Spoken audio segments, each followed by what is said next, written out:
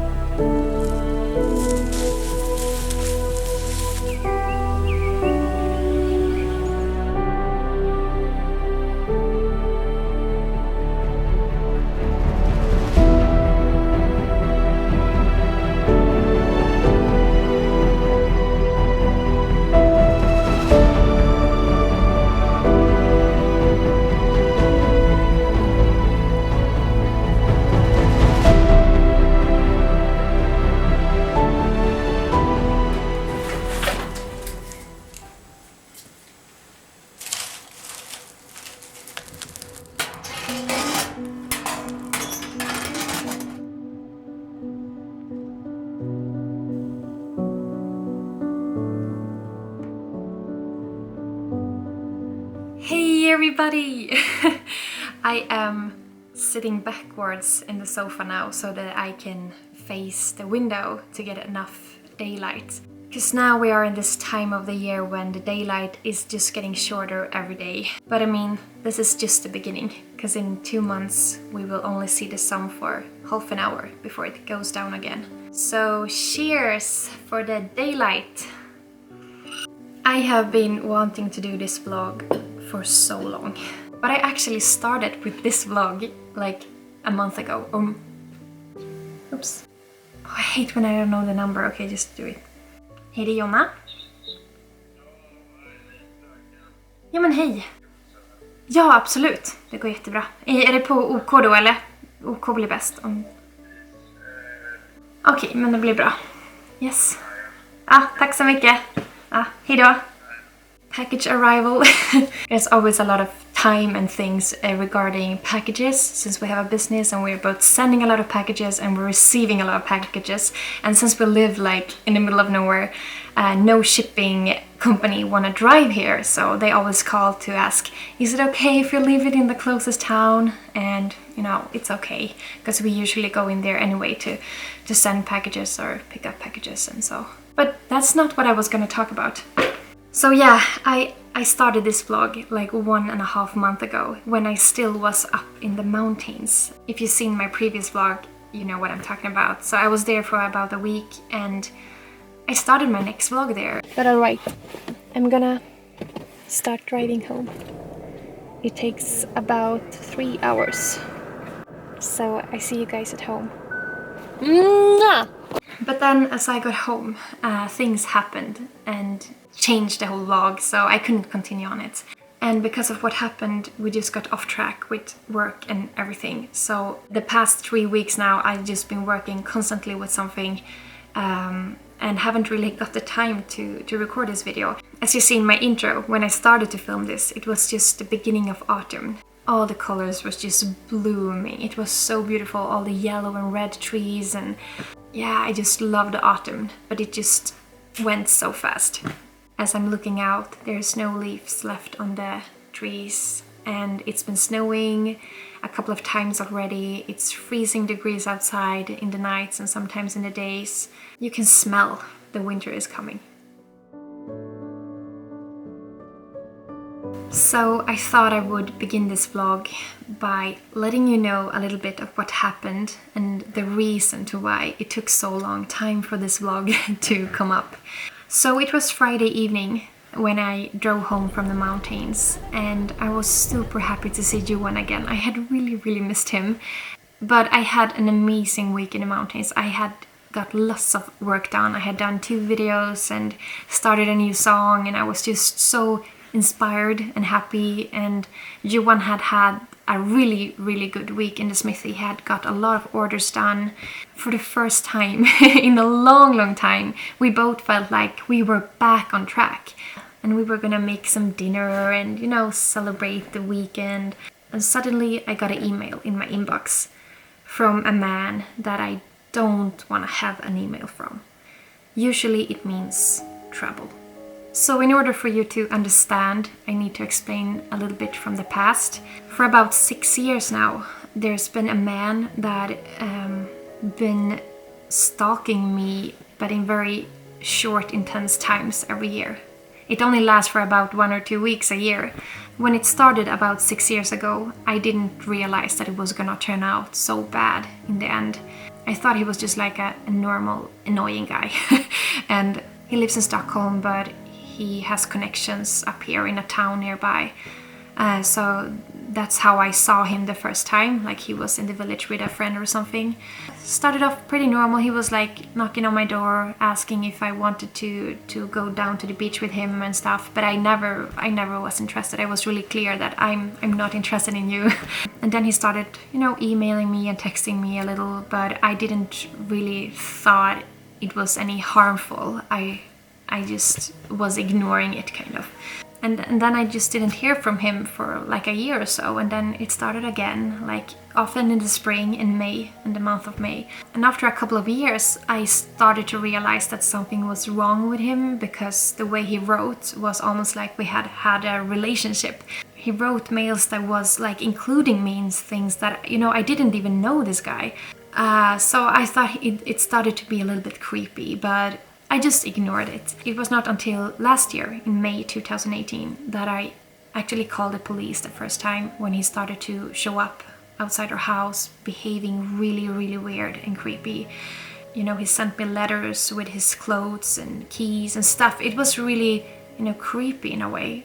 I started to feel a little fearful of this man, because I understood that something is not right. So in May 2018, we had like 2 weeks there that were really bad. For a while we actually went away. We went to the mountains for a couple of days to get away from home, because we couldn't really sleep in the nights, because we were like staying awake just to see if he was outside, and it was really scary. But nothing really happened. After a while he just stopped, and I didn't want to go further with the police, because I thought, okay, it's over now, maybe it won't happen anymore. He mentioned in a mail afterwards that he had a psychosis and didn't know what he was doing. Yeah, so that's the reason, I guess. That's at least what I've heard. As I told you, I don't know this man, so I have no idea. But it makes sense, because it's only during like 2 weeks every year. So yeah, I didn't heard of him for over a year until this Friday evening. And so I got a first mail. It was nothing harmful, it was just a mail, but it didn't matter, because I know that when he starts writing emails to me, that's when he's starting to go into this psychosis, and it's just gonna go worse and worse and worse. And I didn't tell Johan about the mail, because I didn't want to ruin our nice Friday cozy feeling. But the next day, on Saturday, I needed to tell Johan, because this man started to write mails mentioning that he was gonna come up here to come to me. His mail started getting worse and worse, and we're talking about lots of mails here. Pictures, films, text. It became really creepy. And on Sunday we left our house, because we didn't dare to stay here in case he would come. But we didn't leave Grundkärn. We were still in this village, just in another house. And I also called the police again to make a new case about this. And I told them about the signs that he was maybe coming up here, and I just wanted them to know, so if he would be here, if something would happen, I wouldn't need to explain everything. These days were really creepy. We couldn't sleep at all, neither my mom. We were like constantly trying to read the signs in his mails to find out where he was, what he was gonna do, like where is he now. And already on Monday he was up in a town nearby, and on Tuesday he came to the village for the first time. He had parked his car just about 100 meters from our house, and he wrote me an email saying, "I'm home, darling." In the psychosis, he for some reason thinks I'm his wife. Sometimes he writes really like kind in a way, but sometimes he writes really, really creepy and scary and threatful. And the reason he was come up was kind of to rape me. So of course we were scared, and I was mostly scared for Johan, because I was scared that he would see Johan as something in between me and this man, if you understand what I mean. And Johan was really scared for me, like he was fearful that something would happen. It was just a really draining feeling. And when I had the proof that he was here, I called the police and asked them to please come and pick this guy up, because he's in a psychosis, he doesn't know what he's doing, he's a danger to himself and to others. I explained the whole situation in the phone. The police came after like an hour, and I was so relieved when they came. But because of our very strange laws here in Sweden, they couldn't just go and pick him up and take him into the police station to hear him. Instead, me and Johan had to sit in like a hearing for 3 hours here in Grundtjärn. I remember it was really a hard situation, because it felt so weird that I had to like try to prove that he's crazy, that he needs help. So it took about 3 hours, and then they finally said that okay, we should go and pick this guy up. And when they did, his car was gone. He was not here anymore. I knew that he was gonna come back again. I knew that he was not done here yet. And that night was the scariest night, because the last thing that he sent me that night was a video. It was totally dark. He was outside somewhere. It was just total darkness, and all you could hear was his footsteps.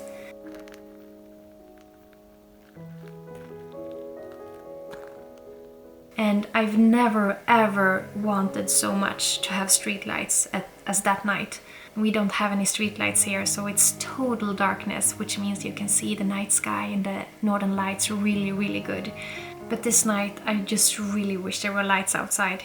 We had to walk out with Nanok, and opening the door and stepping out in the darkness felt like stepping right out to a nightmare.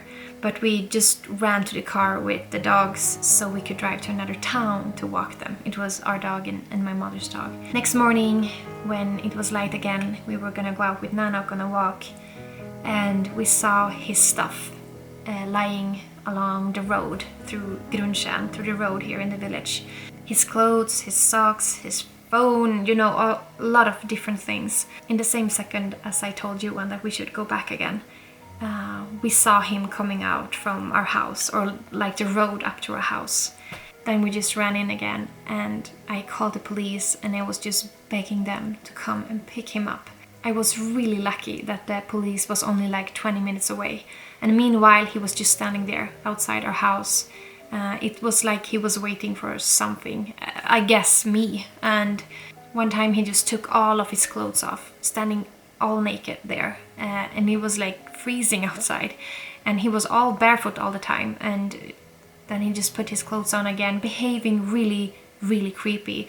A part of me just felt this fear and disgust for this man, and another part of me just felt so sorry for him, because we should have a society that prevents this from happening. You know, he should have been taken to a psychiatric hospital.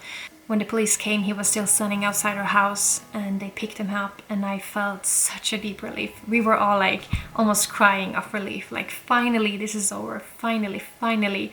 And after that we went back to our house, and you could see signs immediately that he had been outside our garden, and the door to my painting studio was open, and stuff were thrown out there. One of my paintings were outside, and he had trashed my studio, destroying 3 of my bigger paintings, and just, yeah, destroyed a lot of stuff, my painting pigments. And I felt so sad to see what he had done to my studio, because it felt like he had broken into a holy place, like my heart in a way. I had just settled down in there, and you know, in a previous vlog I showed you I have started with mineral pigments, paint. I made my own paint, so I had put a lot of time and effort in these pigments that I had made, and he had just destroyed them. And 2 of the paintings that he destroyed was my new pigment paintings, and one of them was like so dear to me. I really love that painting, but he had like paint over them and put them over things, so the linen canvas was destroyed, and one of the paintings he had just, you know, burned on the canvas to burn away my signature. He was just at the police station for 3 hours, and then they let him free again. So that night was as well really fearful, because I didn't know what he was thinking. He was denying everything, so maybe he was angry with me now, maybe he wanted revenge or something, I don't know. So for 2-3 more days we were living in this constant worry and survival mode, like what is gonna happen, where is he, what is he gonna do, until we finally got to know that he was taken care of in a psychiatric hospital.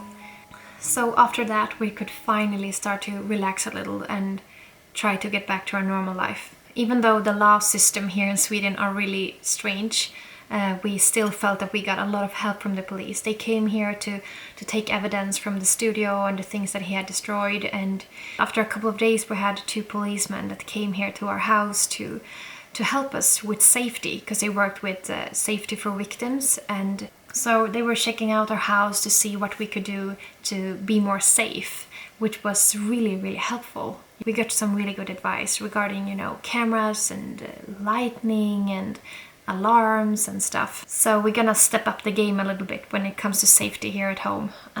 In a way it feels sad that you have to do that, to have cameras and stuff, but if it can make us feel more safe, it's totally worth it. And the weekend after that, Johan's parents came here to help us fixing the door into the studio.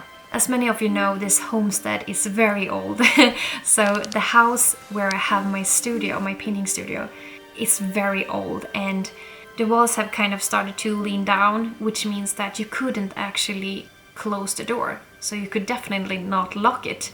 But they came here on a beautiful sunny autumn day.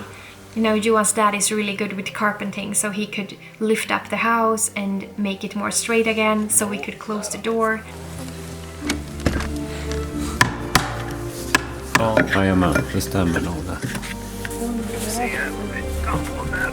And when it was done, I could even lock it, because we found the key to the old lock. Det är fantastiskt. Nu har jag en nyckel. I mean, someday I really hope that we can renovate this building in a better way, to really keep the old style, but to make it good so that it can last for hundreds of years more.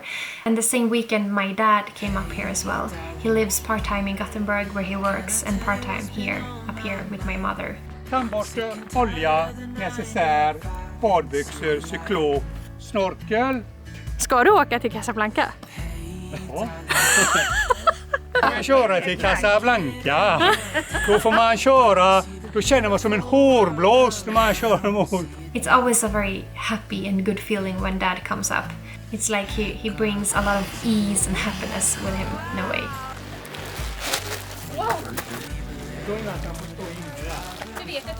So it just felt good to spend time with our families and, you know, getting rid of this fearful feeling that we had for like 2 weeks. And my dad also brought me these beautiful blue shells to use as pigments in my paintings. You can find these shells like everywhere along the coastline near Gothenburg. I grew up there, so I'm so used to see these everywhere. But now, since I've started to do my own paint pigments from plants, from earth, from sand, from stones, it would be perfect to use these shells to get this kind of maybe blue and purple pigment. I really look forward to try to make pigments out of the shells. It's gonna be interesting. Oh, hey, Nano. Oh. So, when this strainful situation with that man was finally over, we felt that it was important to, you know, let go and continue with our lives again. Because we hadn't really worked at all in like 2 weeks, because this took so much time and energy. And most of all, we just felt so tired of being in constant, you know, fear and anxiety. So we just wanted to move on now and trust that he was taken care of and that everything was fine. I just gotta change place. The sun is too hard. I only had one hard thing left to do last week, and it was to clean up in my studio. After I had been there with the police showing all the things he had done and destroyed, I've never been in there. I never, you know, put my foot in there. That was quite hard because I had already like moved on. I was feeling really happy and inspired to finally make it beautiful in there again. It was just really hard to see again all the things that he had destroyed and to be in the middle of it. And he had peed on the table, which I hadn't noticed until I was gonna clean up in there. The smell of his pee was just stuck in my nose for like hours. I spent the whole day and evening in there, and when I was done it was super clean. Like, I didn't want any trace of him at all. but I felt really empty inside. I felt like I never ever was gonna be inspired to paint again. I came from the mud, there's dirt on my hands. Strong like a tree, there's roots where I stand. Oh, I've been running from the law. Hope they won't shoot me down soon.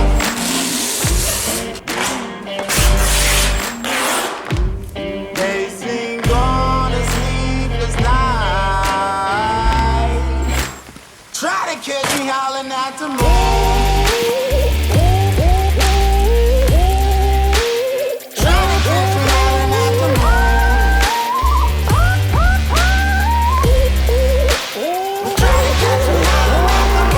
But it felt better after a couple of days, and I decided to have a little healing ceremony in there to cleanse the room of all the bad energies and all the bad things that have been happening. I didn't want to be reminded of him every time I go in there. I wanted to clean it, to heal it. I wanted to replace my feelings of fear and disgust to something good. I wanted to feel love and light and creativity in there. I brought all my crystals and stones. I just spread them all over the room, and then I smudged the whole room.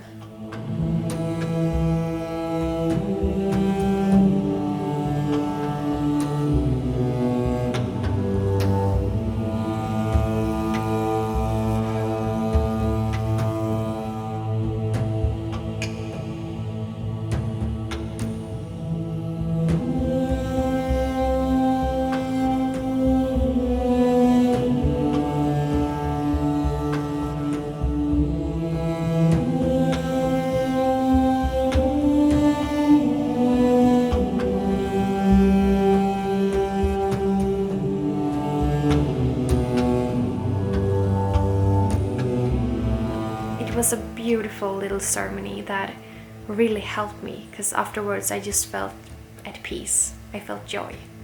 Now I feel like I've been talking for an eternity. When I haven't done a vlog in a long time, usually a lot of things have been happening, and then it feels like I need to make a vlog telling you what's been going on in order to move on so I can create new things again. So now I'm gonna go out with Nanuk. He's sleeping here. I really want to thank you all from the bottom of my heart for watching this vlog and for listening. Take care everybody. I'm sending you lots of love. Bye bye.